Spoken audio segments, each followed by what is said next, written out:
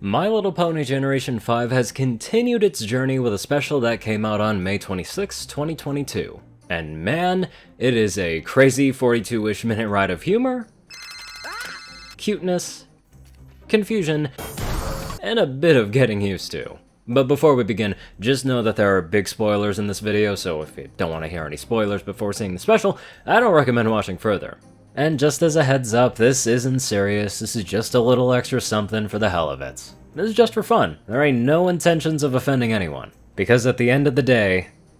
But now we'll get to the obvious things that almost everyone has noticed immediately. Yeah, animation is, Sure, the plot development was expected. Yes, voice actors and actresses are different than the movie. They're the same ones in Tell Your Tale from what I see. Oh, and by the by, Tell Your Tale is actually pretty nice slice-of-life stuff too. But even with some of these details both glaring and minute, it still was an enjoyable special. The slice-of-life elements gave characters more information about themselves. It allowed other characters like Zip to have the main spotlight instead of it just being Sunny. And it added in remnants of the past for more potential in future episodes, like with dragons for example. This whole story has a lot of potential for great things to occur, but some individuals don't really feel like this is gonna be a great one. But believe me when I say this, you just gotta give this new thing a few chances. It's just like how people thought about Generation 4, where it was like, oh, this thing is gonna fucking suck dick, but then they ended up liking it. But hey, these are just my thoughts, no need to take it serious. All I just want to say is I encourage those who don't want to give it a chance, just give it a couple more tries. The starting sequence begins with Zip sneaking around her own palace to steal a microphone. If anything, that just goes to show that they need to up their security, or attention spans. Seems awfully familiar. Then it leads up to a bit of a banger song that honestly would be funny as hell to blast out of your car with JBLs or Hummer cartons, just, it's nice. And man, do they get right down to the problem from the get-go right there. They don't waste any time. Now, I could be wrong, but the animations seem like it varies between smooth and simple. Probably have noticed. I don't know if it's different animators working on separate scenes, only by themselves, or if it's all of them collaborating at once. Who knows? There's a reason for it, more than likely, just haven't seen it yet, or maybe I just haven't seen it yet. And also, some sequences may look drawn out, and there could have been a lot of reasons for that. One of the most prominent ones I could think of is meeting the time requirement. Because you know as well as I do that people like YouTubers try to make that magical 10-minute mark by any means necessary, even if it means putting in some random bullshit. By the way, some of these interactions between characters can give off lots of ideas. Simple little things like this may inspire others to draw art or make fanfictions the works. Arguably, details like this can be left out, but they're very nice to have just as an extra. Like the close-up with Sunny and the pizza. Didn't need to add that at all, but they did it anyway. And an even smaller detail, the tidbits of variety of tech that they have is a nice touch-up, instead of just reusing the same 3D model of the phone over and over again. Now the lighting is a little off, but that'll probably improve in the future. That's a little difficult to prove nowadays, especially with a camera on.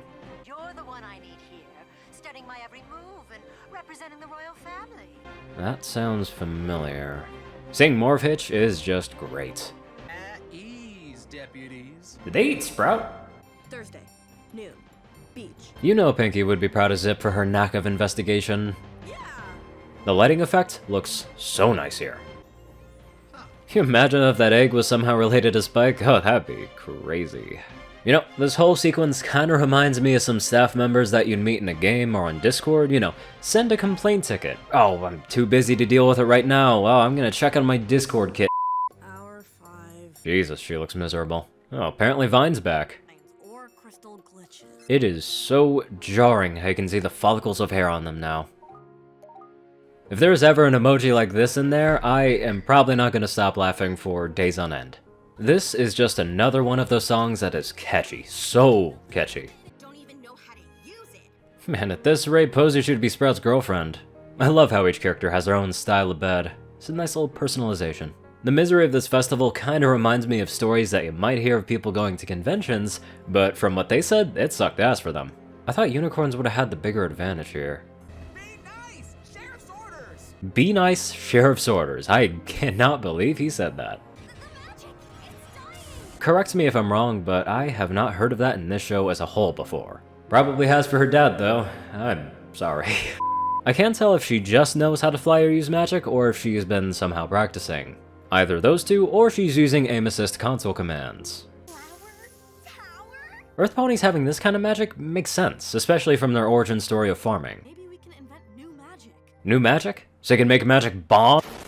Seriously, what if that's somehow like Spike's great-grandkid or something? Some say that this part was a bit unwarranted or too random, but it could set something up good for later. And that's it. Just about 42 minutes of a bunch of things that have been explained, and new ones to be explained in the future. Overall thoughts on the special? It's great. Definitely something that I don't regret watching, and I might even rewatch it again later. It's also nice to get some more info on what each character is like. Even some of the side characters having their own little tidbits of personalization is a nice touch-up.